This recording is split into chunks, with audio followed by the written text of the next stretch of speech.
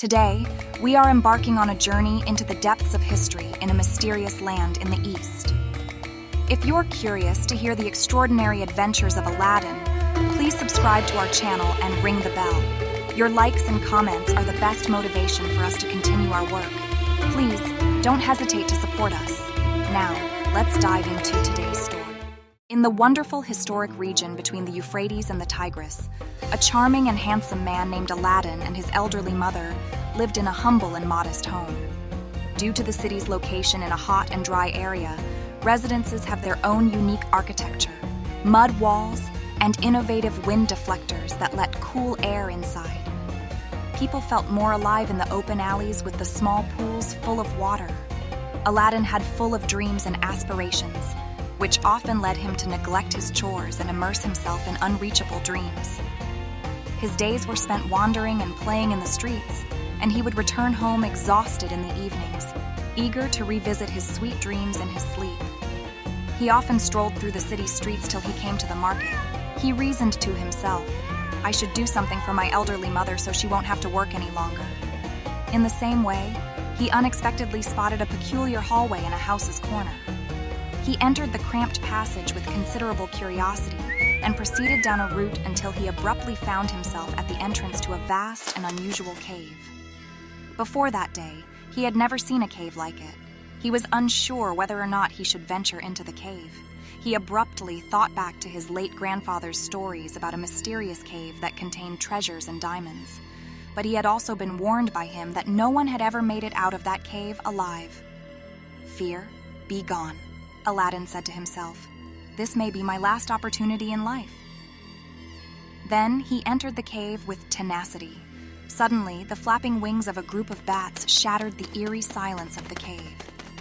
It was pitch dark inside, but Aladdin, accustomed to the darkness, quickly lit a lamp to illuminate the cave's interior. The cave was teeming with creatures such as mice, bats, and spiders, as if they had not seen a human in years. Curiosity drove Aladdin to explore the cave farther until he came to a huge chamber. While he was turning around, he tripped over something, and an antique lamp fell to the floor. He then sensed a shadow following him. When he turned back, a giant genie was directly behind him and reached out to him. Aladdin addressed the enormous genie. "Who are you and what are you doing there?" with much anxiety. The giant believed Aladdin was trying to disturb his calmness at first, but he soon realized that their encounter was the result of Aladdin's unintentional discovery of a magical lamp and the lamp's subsequent fall. The giant had been held captive inside the lamp for generations until this moment. The giant then bowed down before Aladdin and addressed him, "As my master, you have summoned me. At your command, any order will be carried out. My lord, forgive me if I scared you." With these words from the giant, Aladdin's fear began to subside. He asked the giant, "What is your name, and could you do anything I command?" The giant replied, "Yes, my lord, I am a strong genie with magical power. I will obey all your commands." Aladdin said, "Then turn this empty cave into a treasure trove filled with gold and precious jewels." In the blink of an eye, the genie transformed the entire cave into a treasure trove filled with priceless gems, gold coins, and riches beyond Aladdin's dreams. Aladdin was overjoyed, believing that with the genie's extraordinary power, all his wishes would come true, and he could finally relieve his elderly mother of her toil and hardships. He hastily took the lamp and exited the cave. He passed through the streets until he found his elderly mother in a corner near the home. As he embraced her, out of breath and full of happiness, he said, "Mother, we've become rich. You no longer need to work. We have found a treasure." After that, Aladdin took out the lamp from beneath his clothes and explained everything to his mother. His elderly mother looked at him with kindness and a smile, then said, "My dreamful son, would it be true? Such stories exist only in legends." The old woman's words were not finished when Aladdin summoned the genie again. The poor old woman was feared speechless. Aladdin glanced at the giant and ordered him to transform their humble tiny house into a magnificent and beautiful palace. In a split second, the house was transformed into an enchanting mansion, unlike anything the people of the city or even the rulers had ever seen. It had columns made of gold, intricate silver decorations, and emerald gemstones adorning every corner. Days in, days out, for an adventurous soul like Aladdin, staying in one place proved challenging. He decided to embark on a journey to distant and unknown lands, a dream he had always had since childhood. Therefore, he commanded the Genie of the magic lamp to prepare a flying carpet for him so they could travel together to these far-off lands. They arrived at a destitute tribe in a desolate desert during their travels. There was no joy and happiness to be found there. Even the kids were sitting quietly in a corner without any desire to play. Aladdin began seeking such grief. Finally, someone said, "We were a happy and active tribe in a lush and fertile area. But the desert's witch cursed our land. The springs and wells dried up, and our animals began to perish one by one. Nobody dares to assist us out of fear of the witch. You can see the outcome of his cruel behavior now." Aladdin's heart ached upon hearing these words. He thought to himself, "There's nothing in the world better than seeing the beautiful smiles on innocent children's faces. I have to do something for these people." With the help of the Genie, Aladdin broke the curse of the desert's witch, restoring water sources, prosperity, and happiness to the tribe. Farming flourished again, and the laughter and joy of children filled the air. Aladdin was overjoyed that he could bring happiness back to these people, and as a token of their gratitude, they gave him valuable gifts. Aladdin bid them farewell and continued on his journey. Aladdin's journey took him to Africa. Exhausted, he rested in the shade of a tree near an abandoned village. Suddenly, he felt the weight of someone's gaze upon him. When he opened his eyes, he saw a large and powerful lion staring at him intently. Aladdin jumped up in fear, ready to flee, but to his utmost disbelief, the lion calmly stepped back and began to speak.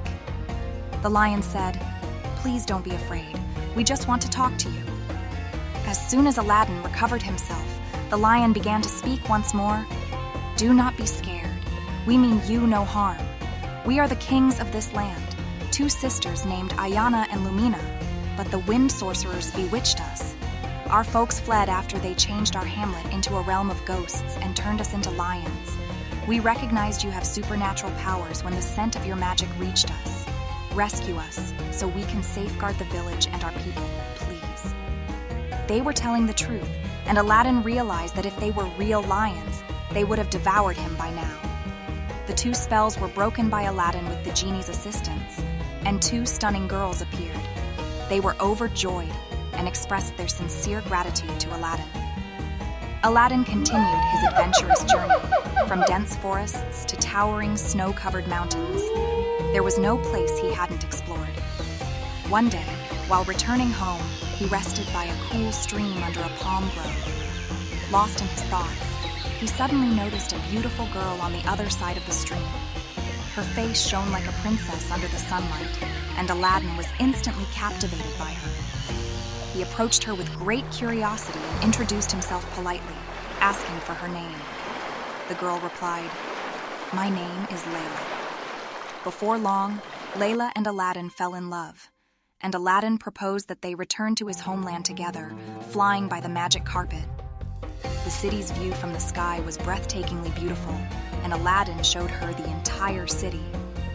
Confident that he had found his soulmate, Aladdin decided to propose to Layla. One hot summer day, while Layla was sunbathing in the alley, Aladdin suddenly appeared before her with a bouquet of beautiful flowers. Shortly thereafter, they had a grand wedding in their magnificent palace, and they lived happily ever after. Many others were envious of their happy and prosperous life, including Jafar, a dangerous individual with evil intentions in his head. Jafar thought that the magic lamp alone was the key to Aladdin's success. He devised a plan to acquire the lamp for himself. Layla was kidnapped in order to carry out his terrible scheme, and she was held captive in a pitch-black dungeon. He assigned a terrifying beast to guard Layla so that no one could save her from the black hole. Then he informed Aladdin that in exchange for Layla's life, he would give him the lamp. Aladdin begged the genie for assistance because he was concerned. the genie revealed a weakness in the beast and used his magical fire to defeat it and save Layla. Jafar, overwhelmed by fear, attempted to escape, but fell from the rooftop while fleeing. This incident made Aladdin realize that the most significant wealth in life is the love and loyalty of one's family and friends.